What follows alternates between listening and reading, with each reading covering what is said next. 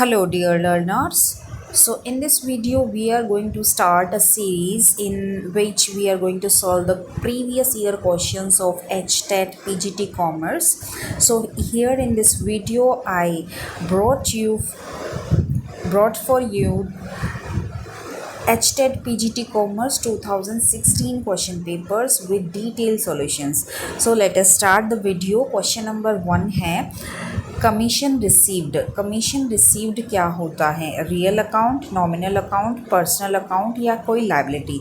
सो commission received हमारे पास एक income है. सो इनकम और एक्सपेंसेस जो है वो आते हैं नॉमिनल अकाउंट में. सो इसका आंसर होगा नॉमिनल अकाउंट.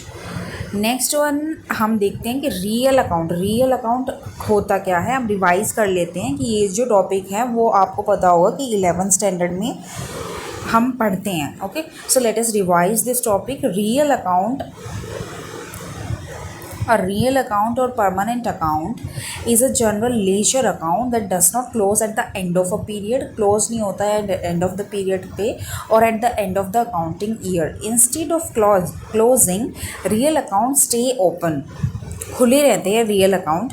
एक्यूमुलेट बैलेंसेस को एक्यूमुलेट करते हैं और नेक्स्ट ईयर में कैरी ओवर हो जाते हैं उनका बैलेंस. नेक्स्ट है report real account on your balance sheet. Okay, जो रियल अकाउंट है वो आपके बैलेंस शीट में दिखाई देता है. Next it reflects companies financial status. Real accounts companies की फाइनेंशियल स्टेटस के बारे में बताते हैं. रियल अकाउंट्स परमानेंट होते हैं. एग्जाम्पल है रियल अकाउंट्स के cash accounts receivable, fixed assets, accounts payable. Next one is your nominal account. Nominal account क्या होते हैं? नॉमिनल अकाउंट टेम्परेरी होते हैं, जनरल लेजर अकाउंट होते हैं और N A balances close at the end of the financial year. So इनके balance close हो जाते हैं. जैसे रियल अकाउंट में बैलेंसेस कैरी फॉरवर्ड हो जाते हैं लेकिन नॉमिनल अकाउंट में बैलेंसेस क्लोज हो जाते हैं at the end of the financial year. Next one is record NA on your balance sheet. यहाँ पे जो NA का मतलब होता है nominal account. So record nominal account on your balance sheet. Includes revenue, expenses, gain and loss account. Example होते हैं इसके purchase account, sales account, salary account. Third one is personal account. Personal account, ledger accounts that contain transactions related to individuals or other organizations with whom your business has direct transactions are known as personal account. जैसे for example customers, vendors, salary account of employees, drawings, capital account of owners, etc. So these are called the personal account. So कुछ rules भी आते हैं. ये भी question आपका आ सकता है मैच द फॉलोइंग करके कि रियल अकाउंट का क्या रूल होता है, पर्सनल अकाउंट का क्या रूल होता है, नॉमिनल अकाउंट का क्या रूल होता है. रियल अकाउंट का रूल होता है debit what comes in and credit what goes out. Personal account, the rule of the personal account is debit the receiver, credit the giver. Nominal account rule is debit all expenses and losses, credit all incomes and gains. Next question is master budget is functional budget, operating budget, summary budget, financial budget. So master budget जो होता है आपका वो होता है summary budget. Functional budget क्या होता है? Functional budget are associated with the functions of an organization. Example sales budget, production budget, labour budget, cost budget, overhead budget, capital expenditure budgets and cash budgets. Next is master budget. Master budget is a summary of all functional budget. तो सारे functional budget की जो summary होती है उसको बोलते हैं master budget. So master budget starts with sales forecasting. Next preparing sales budget को हम मेन पिलर भी बोलते हैं मास्टर बजट का. Next is production budget, after that material budget. Next we have to prepare labour budget, after that we have to prepare overhead budget. So after this organization prepare projected income statement, cash budget inflow and outflow of cash, and budgeted balance sheet. So all these things are to be prepared in the master budget. And here operating budget क्या show करता है? Operating budget projected income statement show करता है, जो क्या show करती है? Shows income generating activities including revenue and expenses. और जो फाइनेंशियल बजट होता है वो क्या शो करता है? प्रोजेक्टेड बैलेंस शीट शो करता है। और इसमें क्या शो होता है? Inflows and outflows of cash and other elements of firms financial position. Next one question is which of the following is not the stage of product life cycle? Very easy. Introduction, growth, market segmentation, decline. So market segmentation is the correct answer. So यहाँ पे question आपको ध्यान से पढ़ना है। कई question ऐसे आए हुए हैं पेपर में जहाँ पे ये पूछा गया, विच of the following is not the stage of product life cycle. Okay, not, बिल्कुल हमें ध्यान से पढ़ना है क्वेश्चन, ताकि हम क्वेश्चन को गलत अटेम्प्ट ना करें। सो मार्केट सेगमेंटेशन क्या होता है, ये एक अलग से टॉपिक इसमें से निकल के आया है, तो इसको भी रिवाइज कर लेते हैं यहाँ पे। Market segmentation is a marketing strategy in which select groups of consumers are identified so that certain products और product lines can be presented to them in a way that appeals to their interest. So यहाँ पे 4 types के market segmentation होते हैं, जो ये हैं। Geographic segmentation, इसमें क्या होता है? Different groups of customers based on geographic boundaries. Next is demographic segmentation, इसमें हम मार्केट को डिवाइड कर देते हैं through different variables such as age, gender, income. Next is the psychographic segmentation, grouping based on customers behaviour, lifestyle, attitude and interest. Next one is the behavioral segmentation, focus on customers specific reaction and ways. So behavior check करते हैं इनमें customers का, उसके बाद market segmentation करते हैं। Okay. Next question is which element of the promotion mix do wholesalers generally apply to obtain their promotional objective? Option 1 is advertising, then personal selling, trade promotion, direct marketing. So this question answer is the trade promotion. Okay, wholesaler trade promotion करते हैं। Next one is on what date GATT was transformed into WTO. Okay, so you have to learn here this date, 1st January 1995. Okay, और कई बार gate की full form भी पूछ लेते हैं। Gate की GATT की फुल फॉर्म क्या है? तो ये GATT की फुल फॉर्म है general agreement on tariffs and trade. Okay,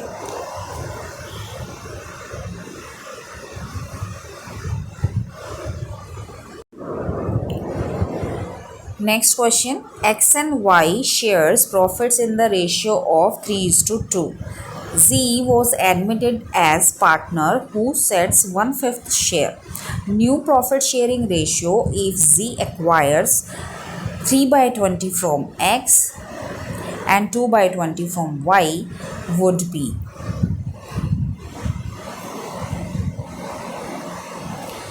सो कैसे निकालेंगे? देखो, x का शेयर इसका है 3/5 एंड y का शेयर है 2/5। सो इसमें से पहले तो जो z मांग रहा है 3/20 फ्रॉम x, तो पहले 3/20 निकाल के इसको 3/5 में से माइनस कर देंगे, जो आ जाएगा हमारे पास 9/20।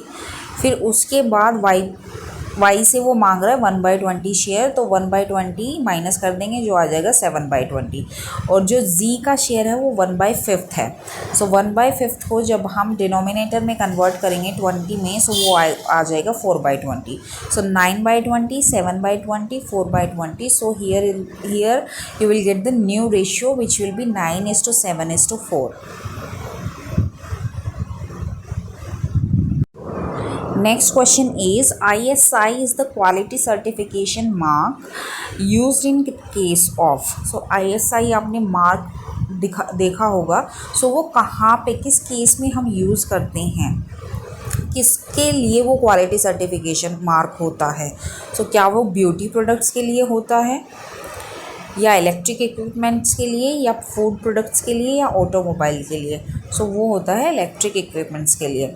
सो आईएसआई की फुल फॉर्म भी आपसे पूछ सकते हैं पेपर में। सो आईएसआई की फुल फॉर्म होती है Indian standard institute. Next is BIS की फुल फॉर्म भी पूछ सकते हैं, ब्यूरो ऑफ इंडियन स्टैंडर्ड। और हम लिस्ट देख लेते हैं यहाँ पे, list of general products with Indian standard institute marks. तो इलेक्ट्रिकल डिवाइस आ जाते हैं, drinking water and packaged foods, kitchen equipment and appliances, LPG cylinder and LPG valves, thermometers, Portland cement, automotive tyres, packaged grocery items. तो ये सारे आते हैं ISI mark के under. Next one is the which of the following is not a part of planning process. So planning process का कौन सा part नहीं है। So setting objectives, options setting objectives, यहाँ पे भी देखो कौन सा पार्ट नहीं है ये पूछा है। So implementing plans, measurement of actual performance, follow up. तो इसमें से कौन सा नहीं है। सो यहाँ पे आप देख लीजिए प्लानिंग प्रोसेस के स्टेप्स क्या है। Setting up the objective, developing premises, listing the various alternatives for achieving the objectives, evaluation of different alternatives, फिर उसके बाद ऑल्टरनेटिव्स का सिलेक्शन करना, after that implement the plan, after that follow up. So option में क्या क्या था। Option में फर्स्ट वाला था, इम्प्लीमेंटिंग प्लान भी था, फॉलो अप भी था, ये वाला नहीं था। तो this is not a part of planning process, measurement of actual performance. Next question is consider the following items which are the current liabilities। So debenture आपकी लाइबिलिटी नहीं होती, प्रीपेड रेंट आपका एसेट होता है, इंटरेस्ट एक्रूड ये भी आपका liability नहीं होती। ठीक है, एक्रूड का मतलब होती है ऐसी इनकम जो हमने कमा तो ली, the income that we have earn but we have not received yet. Okay, so bank overdraft will be your current liability. Next question, ERG theories के बारे में। मोटिवेशन की थ्योरीज़ भी काफ़ी इंपॉर्टेंट है जिसमें से क्वेश्चंस आएंगे पेपर में। सो वो भी आप एक बार देख लीजिएगा। यहाँ पे ERG theory existence, relatedness, growth needs, theory of motivation was developed by. So किसने डेवलप की थी, डायरेक्ट क्वेश्चन आया हुआ है, तो वो थे साइकोलॉजिस्ट क्लेटोपोल एल्डरफर। सो कुछ एक्सप्लेनेशन देख लेते हैं यहाँ पे इस थ्योरी की, कि existence, needs, concern are basic material requirement for living. Basic existence में आ जाता है basic material requirements for living. These include physiological needs, safety related needs. तो ये कुछ मैस्लो, अब्राहम मैस्लो की आपने नीड्स पढ़ी होगी तो उससे भी रिलेट करता है। जो अब्राहम मैस्लो की जो बेसिक नीड्स थी वो यही थी फिजियोलॉजिकल नीड्स और सेफ्टी नीड्स। तो ये फर्स्ट टू जो नीड्स थी अब्राहम मैस्लो की वो इसमें एग्जिस्टेंस में इंक्लूड है। Next one is relatedness need to have to with the importance of maintaining interpersonal relationship. Okay. Next is your growth needs describe our intrinsic desire for personal development. These needs align with esteem related needs and self actualization needs. Okay, so ये तीन main points है, existence, related needs and growth. Okay, so ये theory क्या explain करती है, this theory explains that every employee in an organization will try to satisfy all the three needs simultaneously with one need at a time to feel motivated. Okay, next one is the question easy question, reserve bank of India started its functioning on, कब start करा था? Everyone knows 1 April 1935। Next question, activity ratios are also termed as, activity ratio को और क्या बोलते हैं? उसको बोलते हैं इफ़िशियंसी रेशियो और टर्नओवर रेशियो भी बोलते हैं। ओके, सो एक्टिविटी रेशियो होता क्या है, हम इसका मीनिंग देख लेते हैं। It is a financial indicator that shows how effectively a company is generating revenue and cash by using its assets on it's balance sheet. It demonstrates how effectively the company's assets are being used by management to create most revenue feasible. So company के assets basically कितनी effectively हम use कर रहे हैं, okay, revenue generate करने के लिए, वो इसके अंदर आ जाते हैं। Analyst are use activity ratio to compare two organization in the same industry. It also used to evaluate the financial health of a single company over time.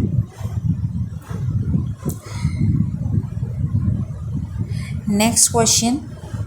So ये उससे पहले देख लेते हैं टाइप्स ऑफ एक्टिविटी रेशियो। तो types of activity ratio है total assets turnover ratio, fixed assets turnover ratio, working capital turnover ratio, stock turnover ratio, debtors और account receivable ratio, creditors और अकाउंट रिसीवेबल रेशियो। तो question आपका ऐसे भी आ सकता है कि 4 ऑप्शंस दे देते हैं, तो इसमें से पहचानिए कौन सा एक्टिविटी रेशियो है। ये क्वेश्चन ऐसे भी आ सकता है, और क्वेश्चन में ऐसे भी आ सकता है, फॉर्मूला भी पूछ सकते हैं कि what is the formula of operating leverage, financial leverage, combined leverage. तो ऐसे करके भी आपसे क्वेश्चंस पूछे जा सकते हैं। Okay, next question is the SEBI. SEBI was recognised as a statutory organisation in the year 1992। Okay, so 1992 में इसको as a statutory organisation recognise किया था, बट इसकी जो स्टैब्लिशमेंट हुई थी वो 1988 में हो गई थी। ओके, लीगल एंटिटी उसको मिली थी 1992 में, बट स्टैब्लिशमेंट इसका हुआ था 1988 में। तो securities and exchange boards of India, जो सेबी की फुल फॉर्म होती है, securities and exchange board of India, ये भी एग्जाम में आ सकती है, that is also very important. So अच्छा, next is it is a regulatory body for securities and commodity market in India under the ownership of, किसके ownership में आता है ये क्वेश्चन भी आ सकता है, मिनिस्ट्री ऑफ फाइनेंस के ऑनरशिप में आता है SEBI.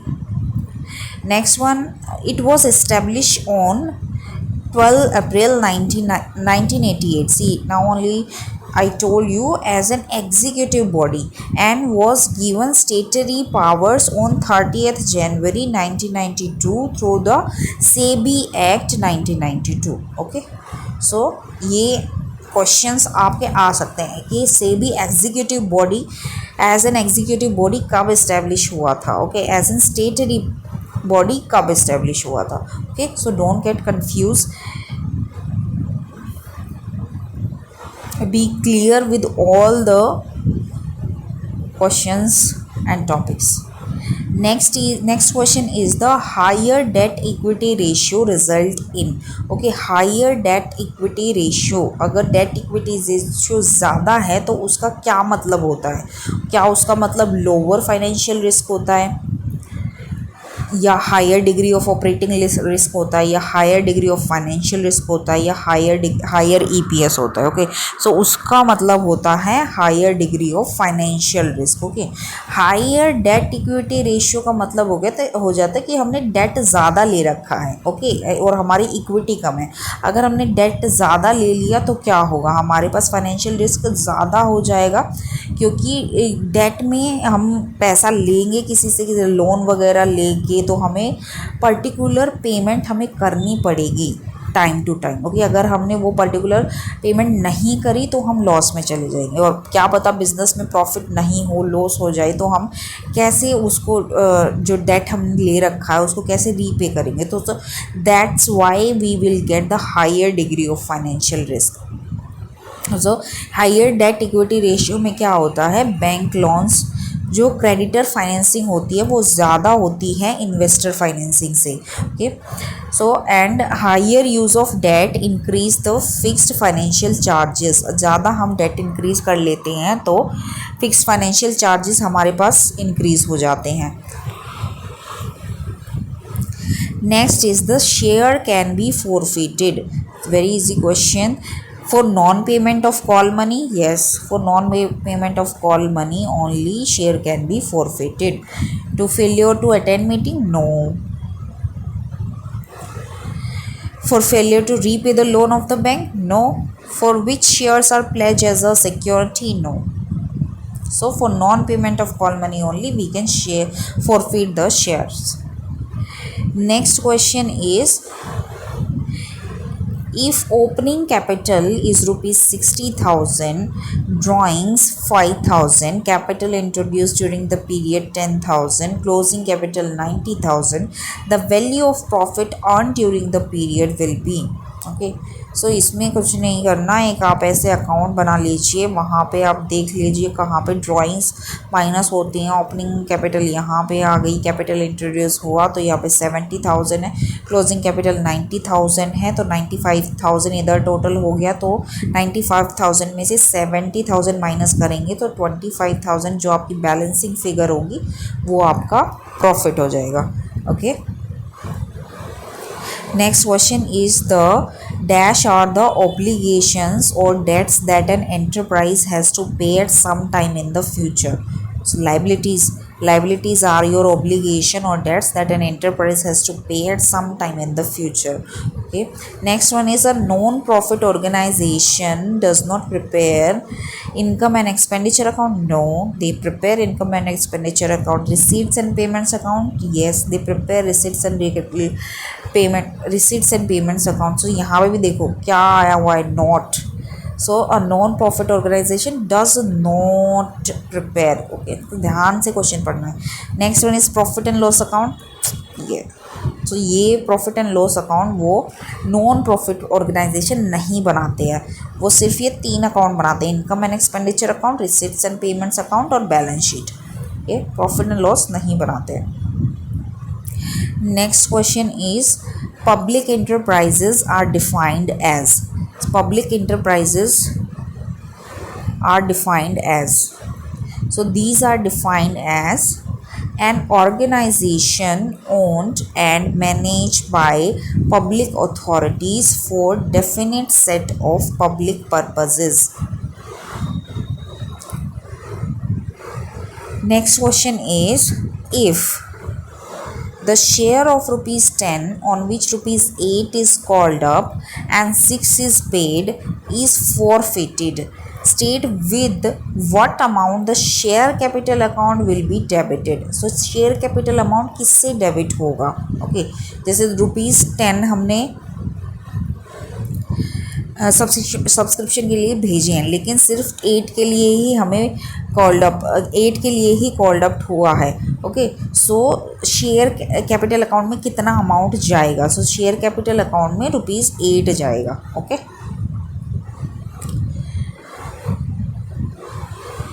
Here is rupees 8। Next question is, which business unit generates substantial cash surpluses?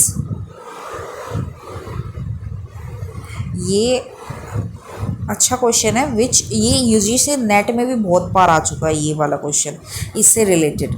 Which business unit generate substantial cash surpluses due to low industrial growth rate and high market value. Okay, low industrial growth rate और high market value, so ये आपका cash cow होता है।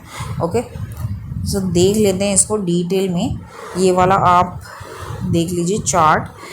It is अच्छा, ये होती है, ये BCG मैट्रिक्स के अंदर आता है ये वाला टॉपिक। ओके, BCG मैट्रिक्स है, Boston consulting group matrix, portfolio management framework भी बोलते हैं इसको। So it is a business planning tool होता है ये, use to evaluate the strategic position of the firms brand portfolio. Okay, so इसमें pet एक तो ऑप्शन होता है पेट, सो पेट में क्या आता है, लो ग्रोथ और लो मार्केट शेयर, ठीक है, लो ग्रोथ और low market share. Cash cow में क्या हो जाएगा, लो ग्रोथ और हाई मार्केट शेयर। स्टार में है high growth high market share, और क्वेश्चन मार्क में है हाई ग्रोथ और low market share. Next question is which of the following will not affect the funds flow statement. First funds flow statement को कौन affect नहीं करेगा, नहीं करेगा, not. Okay, so purchase of personal computer, yes that will not affect the funds flow statement. Okay, so fund flow statement होती है, fund flow statement is a statement prepared to analyze the reasons for changes in the financial position of a company between two balance sheets. It portrays the inflow and outflow of funds, that is sources of funds and application of funds of a particular period. Okay, next one is you have to match the list 1 with list 2. Okay, so goodwill of a company क्या होती है, goodwill of a company क्या होती है, intangible asset होती है। Okay, next overdraft आपकी current liability होती है। अभी लास्ट में ही क्वेश्चन आया था पीछे, कौन सी करंट लाइबिलिटी है। नेक्स्ट प्रिलिमिनरी एक्सपेंसेस आपके फिक्टिशियस एसेट्स होते हैं। Premium on issue of shares आपके रिजर्व एंड सरप्लस होते हैं। ओके, नेक्स्ट, अच्छा फिक्टिशियस एसेट्स क्या होते हैं, जिनका कोई फिजिकल एक्सिस्टेंस नहीं होता, ना कोई रिलाइजेबल वैल्यू होती है, but company shows them as a cash expenditure in the book of accounts. They are a part of the asset column in the financial statement.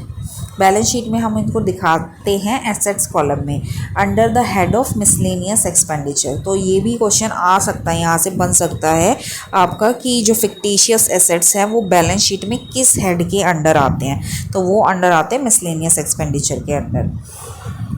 Next question is controlling function of an organisation is. Controlling function of an organization is forward looking, backward looking, forward as well as backward looking, neither forward looking nor backward looking. So here controlling function of an organization is forward as well as backward looking. Next question is debtors 80,000, bad debts 2,000, provision for bad debt 4,000. It is desired to maintain a provision for bad debts of 1,000. State the amount to be debited or credited in the profit and loss account. See, 2,000 का हमारा bad debts था, 4,000 हमने provision बनाया था। Okay, सो 4,000 में से हम 2,000 less कर देंगे, सो यहाँ पे हमारे पास 2,000 बैलेंस बच जाएगा। ओके, फिर उसके बाद हमारे पास maintain desirable bad debts. Okay, desirable provision जो हमने फिर से बनाया 1,000 रुपीज़, फिर बाकी जो हमारे पास बच गया 1,000 रुपीज़ जो पॉजिटिव अमाउंट है वो हमारा अमाउंट P&L में क्रेडिट हो जाएगा। Okay, next one is dash days grace are added in terms of the bills to calculate the date of maturity. So 3 days of grace are added, 3 days of grace are added in terms of the bills of calculate the date of maturity. Okay, so 3 days of grace कहाँ नहीं दिया जाता, are not allowed when bill is payable on demand. Okay, जब bill is payable on demand हो तो 3 days of grace allow नहीं किया जाता। अच्छा, यहाँ पे एक और इम्पोर्टेंट क्वेश्चन बन जाता है कि अगर मान लो आपका बिल की मैच्योरिटी हो रही है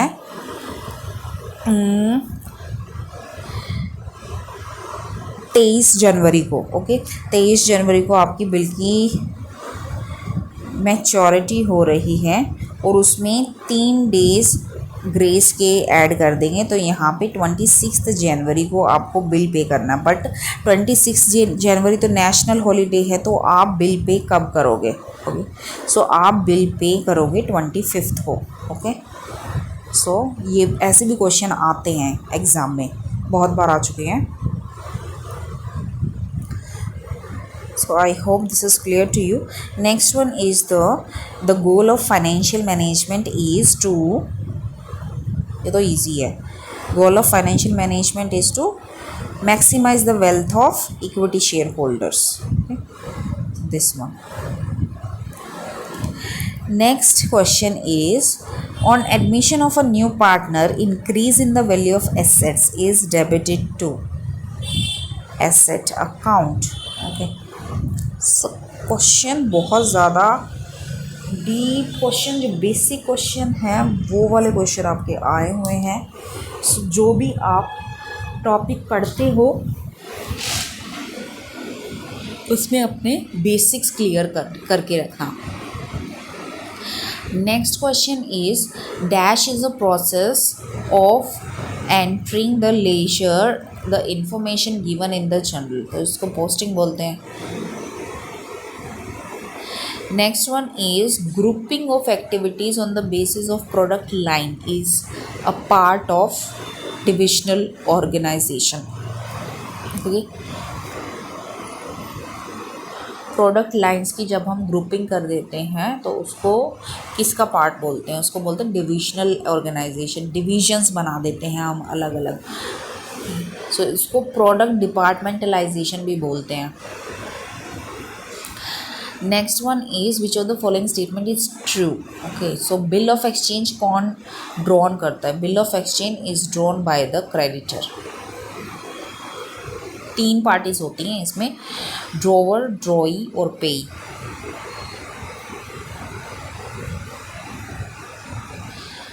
See here, bills of exchange, it is a written order binding one party to pay a fixed sum of money to another party on demand or at a some point in the future.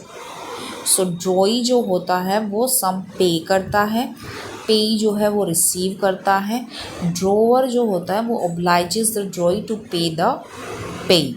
ये बीच वाला होता है. अच्छा, जो drawer और जो पेई होते हैं वो कभी कभी दोनों एक ही पर्सन हो सकते हैं. Okay. Next one is, which of the following errors will be rectified through suspense account?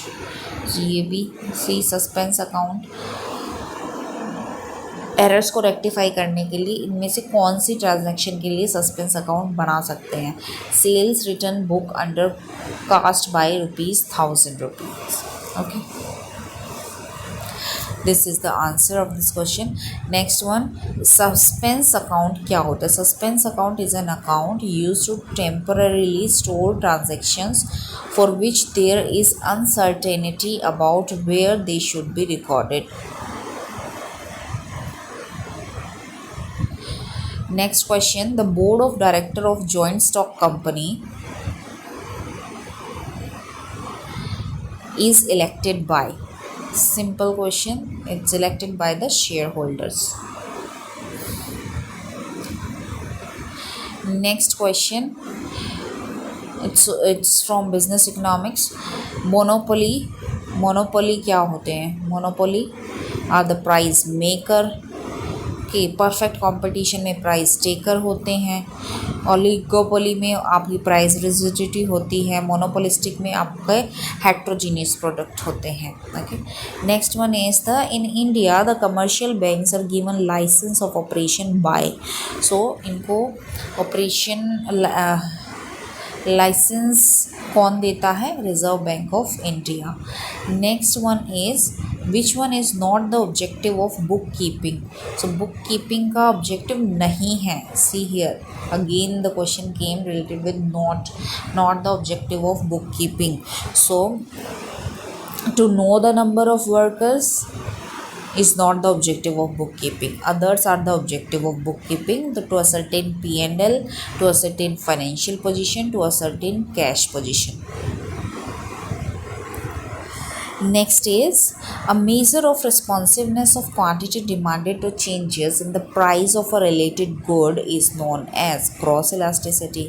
So cross elasticity, जो रिलेटेड गुड्स की बात आ जाती है तो उसमें आ जाती है आपकी cross elasticity. Okay, cross elasticity में ही दोनों गुड्स आते हैं, सब्स्टिट्यूशन गुड और complementary goods. Okay, see the substitute goods, related goods two types के होते हैं, सब्सटीट्यूट गुड्स और complementary goods. So substitute goods मतलब टी और कॉफ़ी। सो टी और कॉफ़ी, अगर मतलब टी की प्राइस ज़्यादा होगा तो कॉफ़ी की डिमांड इंक्रीज़ होगी, तो यहाँ पे जो क्रॉस प्राइस इलास्टिसिटी होती है वो पॉजिटिव होती है। सो कॉम्प्लीमेंट्री गुड में क्या होता है, अगर पेन का प्राइस इंक्रीज़ होगा तो इंक की डिमांड कम हो जाएगी। सो यहाँ पे जो cross elasticity will be negative होती है। Next one is the which among the following is an on the job training method. सो इसमें से कौन सा ऑन द जॉब ट्रेनिंग मेथड है, वो है coaching. So on the job training और off the job training methods कुछ होते हैं, वो आपने पढ़े होंगे। So let us revise. On the job training जो आपके वर्क प्लेस पे ट्रेनिंग आपको प्रोवाइड की जाती है उसको बोलते हैं ऑन द जॉब ट्रेनिंग, और उसके कुछ मेथड्स हैं वो ये हैं: job rotation, coaching, job instructions, committee assignments, internship training. So these are the methods of on the job training. Next one is cost price of a machine rupees 1 lakh, accumulated depreciation 45,000, price sale price is 40,000, how much is the loss or profit? So see 1 lakh का आपका cost price था, उसमें से depreciation minus कर दिया तो आपकी book value आपके पास आ गई 55,000। फिर उसके बाद आपने सेल किया 40,000 का, सेल करने के बाद आपके पास 15,000 जो बचा वो है आपका loss. Okay, easy it was. Next is the in the district forum under section 10 to 15. This is also very important, this Consumer Protection Act 1986, but अभी हमारे पास Consumer Protection Act 2019 आ चुका है, so उसको भी आप एक बार देख लीजिएगा। If you want a detailed notes of this topic, you please comment below. I will try to make the detailed video on this topic and with questions. So Consumer Protection Act,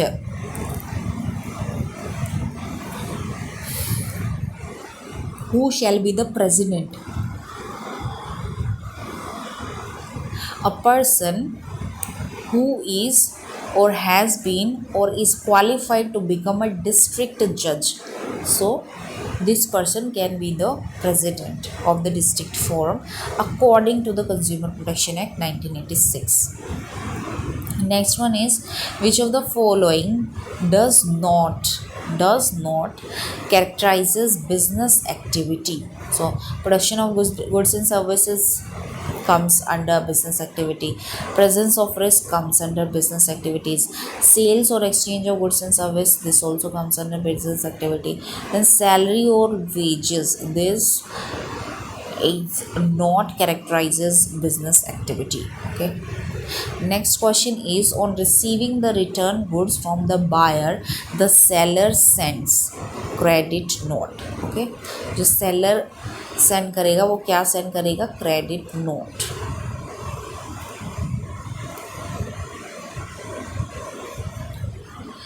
Next one is when preparing a bank reconciliation statement, if you start with an overdraft, you see these are topics from your 11th standard book।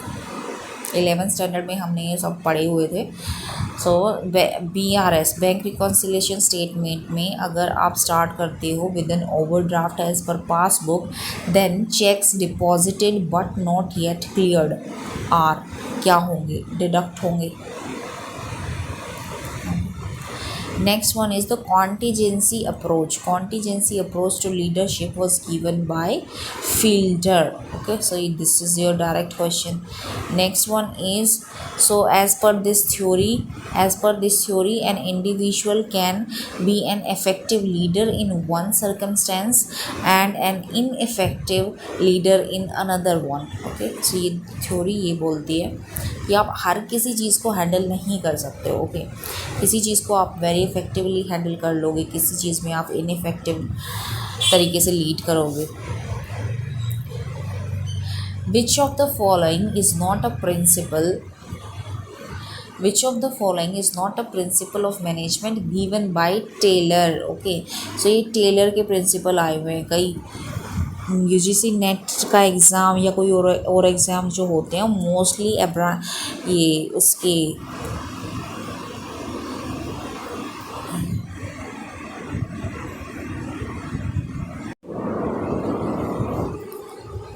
14 principal जो हमने पढ़े थे 14 principal Henry Fayol की जो mostly आते हैं exam में, लेकिन इस एग्ज़ाम में आपसे टेलर के प्रिंसिपल्स पूछे हुए हैं. Okay, so that is also very important for you.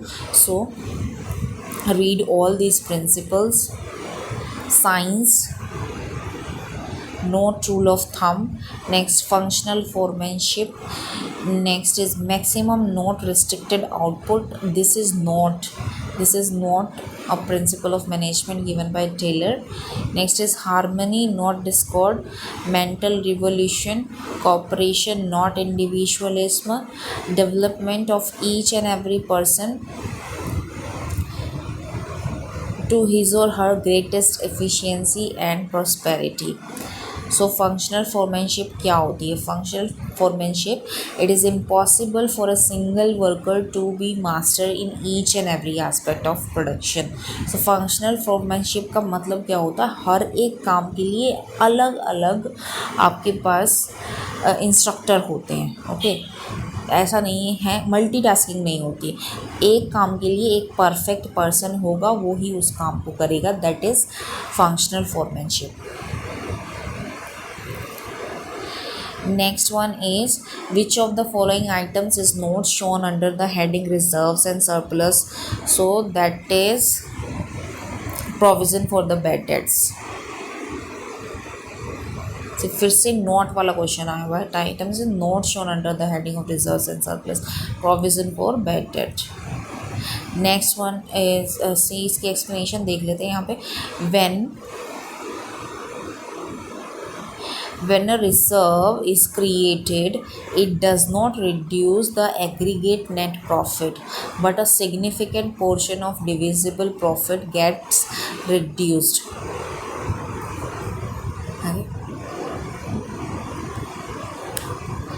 सो जो रिज़र्व होता क्या? रिज़र्व एक सरप्लस होता है, is where all the profits of the company resided.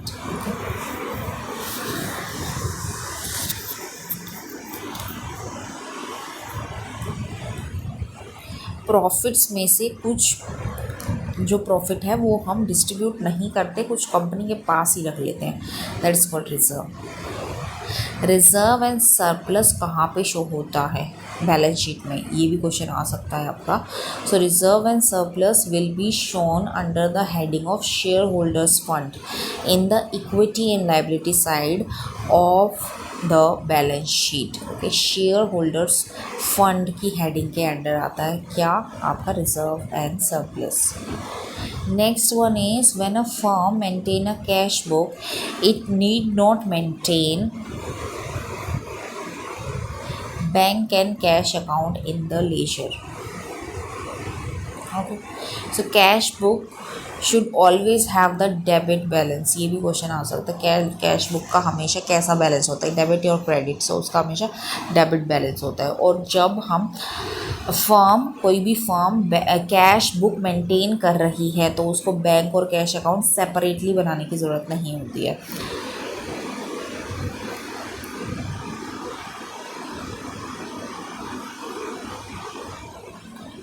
Next question, which of the following statements does not clearly distinguish between entrepreneurship and management? Okay, so see, does not कौन सा clearly इसको define नहीं कर रही है, distinguish को define नहीं कर रही है. Okay, so entrepreneurship found the business managers operated. So ये तो डिफाइन करता है. Next one is, entrepreneurship are the owners of their business, managers are employ. ये भी डिफाइन कर रहा है. Entrepreneurship earn profit, manager earn salary. This is also defining. Next one is, entrepreneurship is once for all activity, management is continuous activity. So this is not defining properly the business, the difference between the entrepreneurship and the owners and the managers. Next one is the term opportunity cost refers to the opportunity cost, the cost foregone in favor of production of another product. Okay, that is your opportunity cost. ये भी काफ़ी बार question आया हुआ है कई सारे papers में. Next one is your x company limited purchased assets worth rupees इतने का 28,80,000. It issued debentures of ₹100 each at a discount of 4% in full satisfaction of the purchase consideration. The number of debenture issued to vendor is, so number of debenture issued to venture कितने debenture issue किए थे. so इसको कैसे निकालेंगे. so 100 था, 100 का जो 4% है ये मीन्स 4 को हम 100 में से माइनस कर देंगे से यानी कि 96. Okay, so 4% of 100 is 4. सो 96% जो थे वो हमने एसेट्स परचेज कंसिडरेशन के लिए थे. ओके, सो उसको हम 96 से जो टोटल वैल्यू है अगर हम उसको 96 से डिवाइड कर देंगे we will be getting the number of debenture issued to vendor. Okay, so that will be your 30,000. okay, 30,000 debentures, number of debentures issued to vendor. Next question is prepaid insurance premium is shown as, asset होता है हमारा. prepaid insurance premium is an asset. Next question is which does change in economic growth. What does change in economic growth? National income. Next one is which of the part of external environment. So external environment का क्या part है. Employees internal होता है, companies policy internal होती है, management structure internal होता है, demography will be your external environment. Next one is prepaid expense. Prepaid expense हमारा एसेट होता है. Next, a complaint can be made to district forum when the values of goods and services in question along with the compensation claimed does not exceed 20 lakh. so ये वाला जो question है ये as per the consumer protection act 1986 के according जो दिया गया है ये क्वेश्चन और इसके ऑप्शन, बट ये रिवाइज हो चुकी है limits. Let us see the revised limit. So district commission के लिए जो केसेस आएंगे वो आएंगे अप टू 50 लाख तक के. नेक्स्ट जो स्टेट कमीशन के लिए जो केसेस आएंगे वो कंपनसेशन क्लेम कर सकते हैं वो 50 लाख टू 2 करोड़ तक के. नेक्स्ट जो मोर देन 2 करोड़ तक के केसेस हैं वो आएंगे नेशनल कमीशन के पास.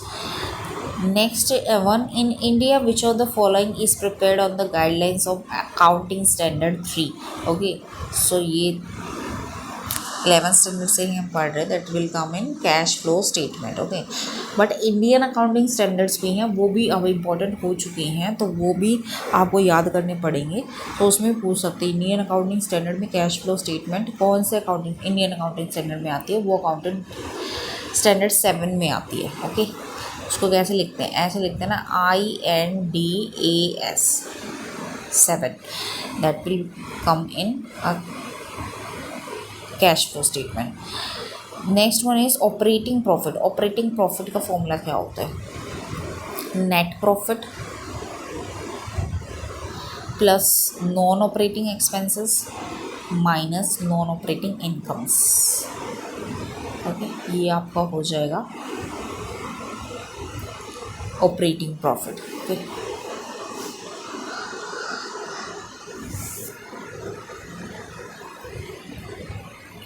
next question is in a cooperative society the principle followed is, in a cooperative society the principle followed is one man one vote. okay, so special cooperative societies के ऊपर भी मैंने एक video अपने channel पे डाली हुई है, आप उसको देख सकते हैं. उसमें से ये क्वेश्चन आया. This question has come from that notes. Okay, please go through that video, complete watch that video. It will be very helpful for you. Next is, which one is not a barrier of communication? Not a barrier of communication. See, not a barrier of communication. Technological barriers होती हैं, cultural barriers होती हैं, linguistic barriers होती हैं. Colour discrimination is not a barrier of communication. Psychological barriers होती हैं, emotional barriers होती हैं, एटीट्यूड बैरियर्स होती हैं, फिजिकल बैरियर्स होती हैं. सो 7 बैरियर्स होती हैं आपकी. सो आपको याद करनी है सारी की सारी 7 बैरियर्स. तो इसमें से आपको क्वेश्चन आया हुआ है कि not a barrier of communication. So color discrimination is not a barrier of communication. At the time of retirement of a partner, if goodwill appears in the balance sheet, it should be written off. For this, capital account of all partners are debited to the old profit sharing ratio. Okay. So debited partnership का भी काफ़ी detail में questions आते हैं paper में, तो आपको काफ़ी डिटेल में पढ़नी है. छोटी छोटी चीज़ें आपको पढ़नी है ताकि आप कॉन्सेप्ट क्लियर हों. ओके, सो कॉन्सेप्ट्स अगर क्लियर होंगे तभी आप क्वेश्चंस ठीक से कर पाओगे. At the time of retirement of a partner, if goodwill appears in the balance sheet, balance sheet में अगर गुडविल अपीयर होती है तो वो राइट ऑफ होनी चाहिए. सो इसके लिए for this capital account of all the partners क्या होंगे, डेबिट हो जाएंगे by the old profit sharing ratio में. Okay, so this was the whole questions of PGT Commerce from the PGT Commerce HTET 2016. So I hope you will be getting more knowledge from this video, and if you like the video, please comment in the comment section below. And if you want more videos like this, so if you want that I will bring more videos related with the previous year questions of HTET 2017, 18, 19 like that, please do comment section below. I will prepare for you. Thank you. Keep learning.